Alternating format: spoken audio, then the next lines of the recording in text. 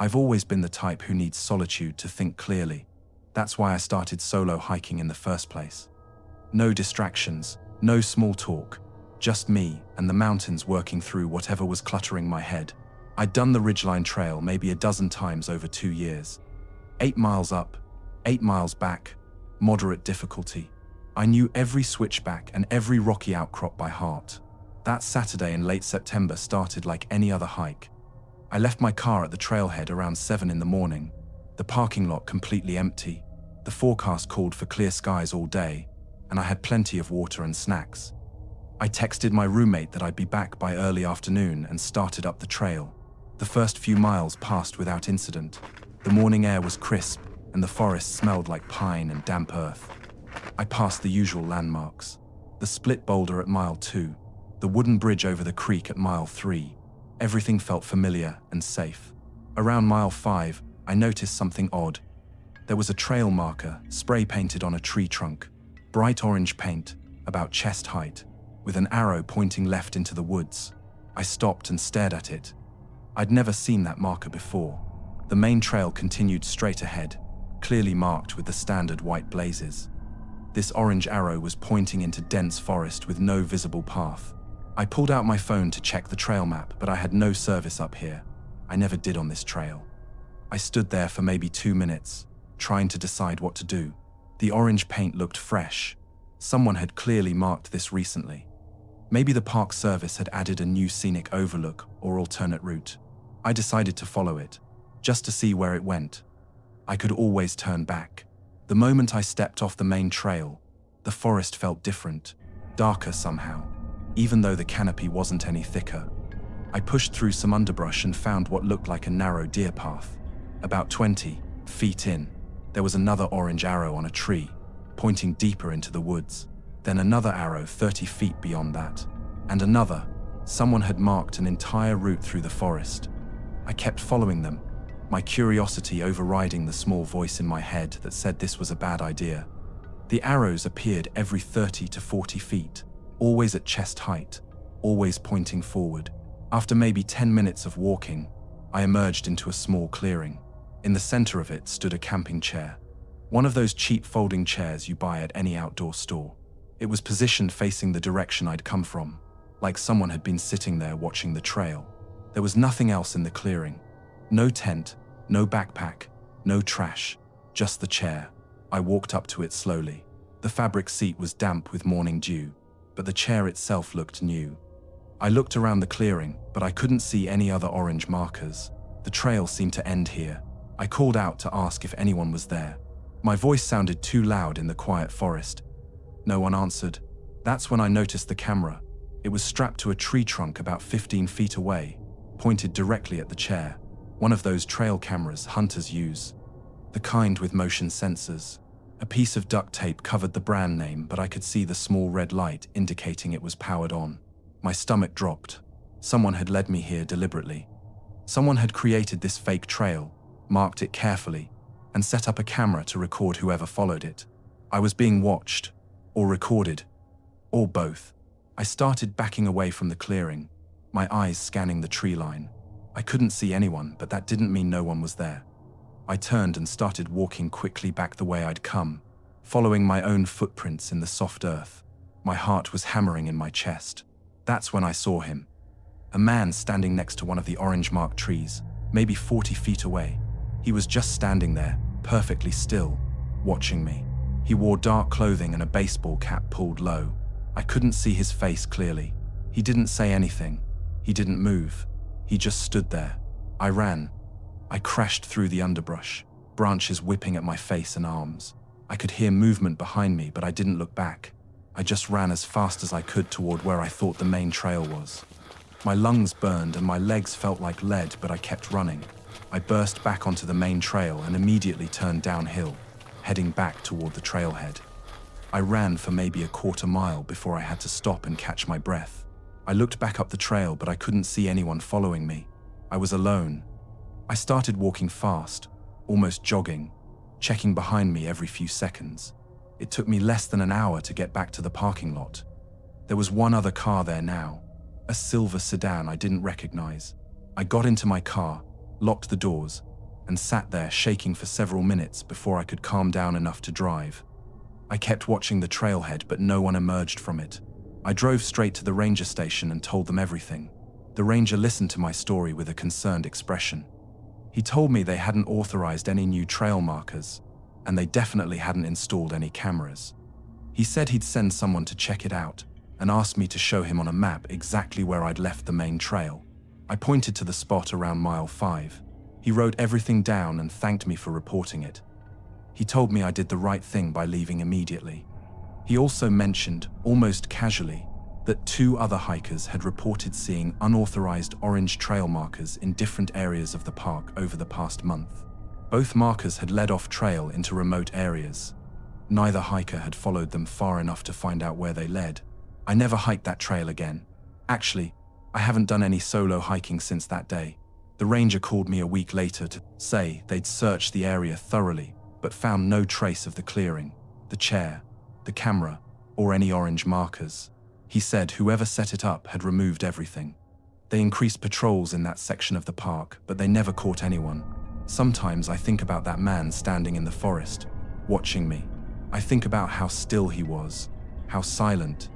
I think about what would have happened if I'd sat down in that chair, if I'd stayed in that clearing just a little bit longer, and I'm grateful I trusted my instincts and ran.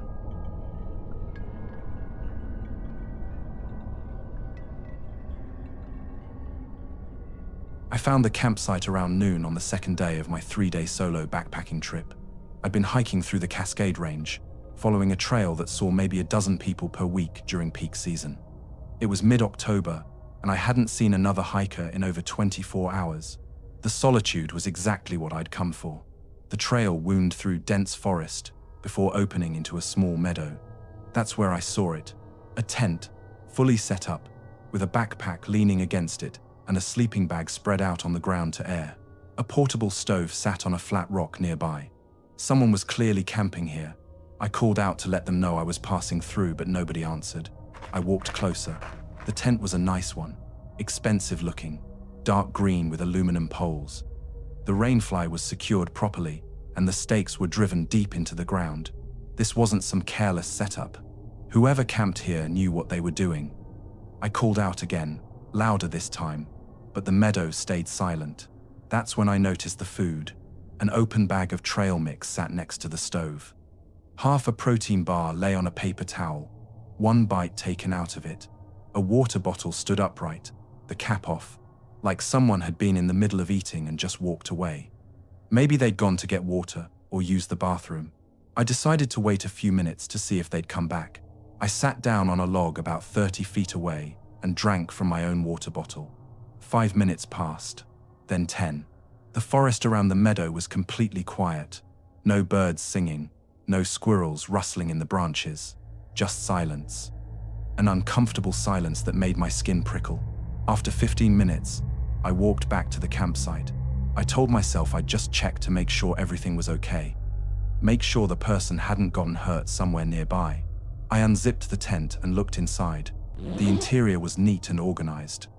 A sleeping pad, a stuffed backpack, a paperback book, a headlamp, personal items. Someone's entire camping setup, but no person. I noticed something odd then.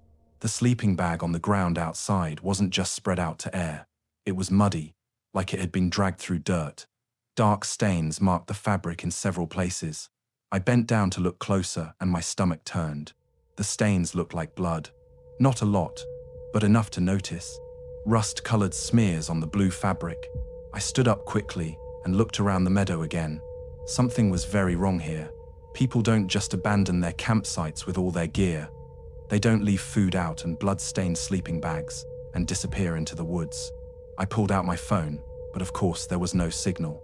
I was at least 8 miles from the nearest trailhead. I should have left right then. I know that now. But I was worried someone might be hurt and need help. I called out again, asking if anyone needed assistance. My voice echoed across the meadow and died in the trees. No response. I decided to do a quick search of the immediate area, just to make sure no one was lying injured somewhere close by. I walked the perimeter of the meadow, checking behind trees and large rocks. Nothing. I was about to give up when I noticed something at the edge of the forest. More blood, drops of it on the fallen leaves, leading into the trees. A trail of it, like someone had been dragged or had walked while bleeding. Every instinct I had screamed at me to turn around and hike back the way I'd come, but I followed the blood trail into the trees. I told myself I was doing the right thing, that someone might be dying out here, and I was their only chance. The trail led maybe 50 feet into the forest before it stopped at a large Douglas fir. Behind the tree, I found a pile of clothes, jeans, a flannel shirt, hiking boots, socks, all of them torn and bloody. They were arranged in a neat pile, like someone had carefully folded them and set them there. The boots were placed side by side, laces still tied, but there was no body, no person, just the clothes and the blood. I backed away from the tree, my heart pounding so hard I could feel it in my throat. This was beyond wrong. This was a crime scene. Someone had been hurt here, badly, and their body was missing. I turned and ran back to the meadow. I had to get out of here. I had to get to a place with phone signal and call the police. I grabbed my pack from where I'd left it near the log and started heading back toward the trail. That's when I heard it. Movement in the forest. Branches breaking. Something big moving through the trees. I froze and listened.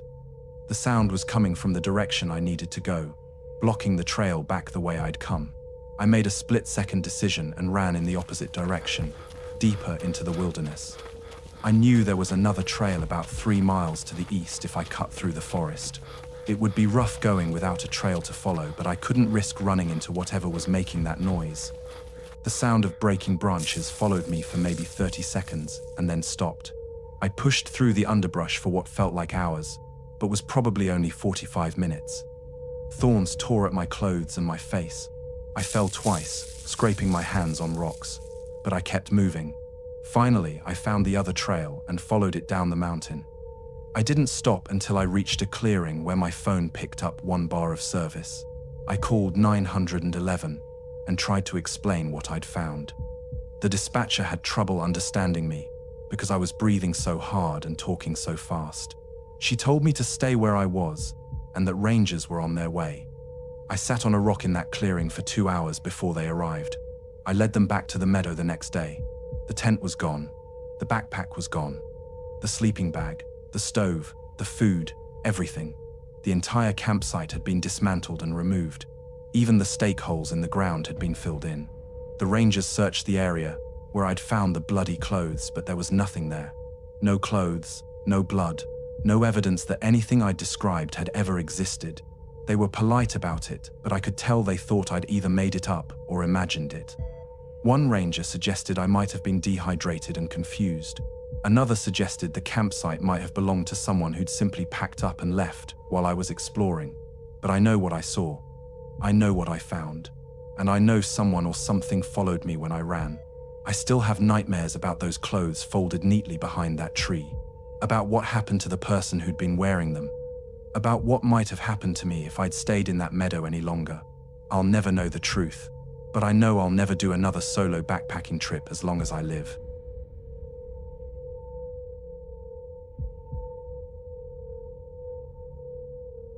The cave wasn't on any map. I found it completely by accident on a day hike through the redwood forest in Northern California. I'd been following a creek upstream, looking for a good spot to eat lunch, when I noticed a dark opening in the hillside behind a curtain of ferns. The entrance was maybe 4 feet tall and 3 feet wide, just big enough for a person to crouch through. I'm not usually the type to explore random caves. I'd heard too many stories about people getting lost or trapped underground, but something about this one intrigued me. The opening was perfectly round, almost like it had been carved rather than formed naturally. I turned on my phone's flashlight and peered inside. The passage seemed to extend back into the hillside, sloping gently downward. I decided to check it out, just for a few minutes. I'd stay close to the entrance so I could see daylight behind me. I crouched down and moved into the cave. The walls were smooth, almost polished, and cool to the touch. The air inside felt different. Heavy and damp, but not stale. Fresh somehow, like air that was moving. I followed the passage for maybe 20 feet. It was just tall enough that I could stand if I hunched over. My flashlight beam showed the tunnel continuing ahead, disappearing into darkness. I should have turned back then. I'd already gone further than I'd planned. But my curiosity pushed me forward. The tunnel opened into a small chamber about the size of a bedroom. My flashlight swept across smooth stone walls and a flat floor covered in fine sand. No stalactites or stalagmites. No natural formations at all, just smooth surfaces. The chamber felt wrong somehow, too symmetrical, too clean. That's when I heard it. A sound like breathing, slow and rhythmic. In and out, in and out. I froze and held my breath, trying to locate the source. The sound seemed to come from the walls themselves, from all around me. A steady breathing that filled the chamber. I told myself it was just air moving through the cave system. Underground caves often have airflow that creates strange sounds. That's all it was. But the breathing didn't sound random or natural. It sounded deliberate, measured, like something large inhaling and exhaling. I turned to leave, and that's when my flashlight caught something carved into the wall near the chamber entrance. Symbols, lines and circles etched deep into the stone. They covered maybe 3 square feet of wall, a dense pattern that looked almost like writing, but not any writing system I recognized. The symbols were old. You could tell by how worn they were, how the edges had been smoothed by time. Below the symbols, someone had scratched words into the stone with something sharp. Recent words, not worn at all. They said, "Don't stay after dark." I read them 3 times, my flashlight beam shaking because my hand was trembling. Someone had been here before. Someone who'd felt the need to leave a warning. I checked my phone. It was 3:45 in the afternoon. I'd been in the cave maybe 10 minutes. I had plenty of daylight left. But something about those words made my skin crawl. I turned to head back toward the entrance, and that's when the breathing changed. It got faster. The rhythm quickened, like whatever was making the sound had become agitated. The inhales grew louder, almost like gasps. I started moving faster, crouching low as I hurried back through the tunnel. The breathing followed me, echoing off the walls, seeming to come from behind me now. I was about halfway back to the entrance when my phone's flashlight flickered and died. The battery had been at 40% when I'd entered the cave. It should have lasted hours, but suddenly I was in complete darkness. The kind of darkness that's so absolute your eyes create phantom lights, trying to see anything at all. I fought down panic and kept moving forward, one hand on the wall to guide me. I could see a faint glow ahead, daylight from the entrance, maybe 30 feet away. I moved toward it as quickly as I dared in the darkness. The breathing behind me grew louder and faster. Now it sounded like something running, heavy footfalls that shouldn't exist in an empty cave. I broke into a run, still crouched, my free hand stretched out in front of me. My shoulder hit the wall hard, and pain shot down my arm, but I kept running. The entrance got closer, 20 feet, 15 feet. The breathing was right behind me now, so close I could feel movement in the air. Hot breath on the back of my neck, impossible breath that smelled like earth and rot. I dove through the entrance and rolled down the hillside, ferns and branches whipping at my face. I landed hard on flat ground near the creek and scrambled to my feet. I spun around to look at the cave entrance. Nothing emerged from it. The breathing sound had stopped. Everything was silent, except for the burbling of the creek and my own ragged breathing. I stood there for maybe 5 minutes, watching the cave entrance. Nothing moved, nothing came out. But I could feel something in there, watching me, waiting. I backed away slowly, keeping my eyes on that dark opening, until I reached the trail. Then I turned and walked quickly back to my car. I didn't run. I didn't look back, but I moved fast. My phone started working again the moment I got back to the trailhead. The battery showed 38%, 2% less than it had shown when it died in the cave. I sat in my car for a long time before I felt calm enough to drive. I reported the cave to the Park Service the next day. I described its location as best I could and mentioned the symbols and the warning carved into the wall. The ranger I spoke to listened politely and said they'd look into it. He told me caves in that area were rare because of the geology. Most of the hillsides were too unstable. He said he'd personally checked the location I described. He called me back 3 days later. He told me he'd searched the area thoroughly following my directions. He'd followed the creek upstream and checked both sides of the hillside. He'd found no cave entrance, no opening in the rock. no ferns concealing anything. He suggested I might have gotten confused about the location, but I know I didn't. I know exactly where it was. Sometimes I think about going back to prove it to myself, to show that the cave is real. But then I remember that breathing sound. I remember those words carved into the stone, and I remember the feeling of something chasing me through the darkness. Whatever is in that cave, it doesn't want to be found, and it definitely doesn't want visitors. I'm not going back. Not now. Not ever. Not even in daylight.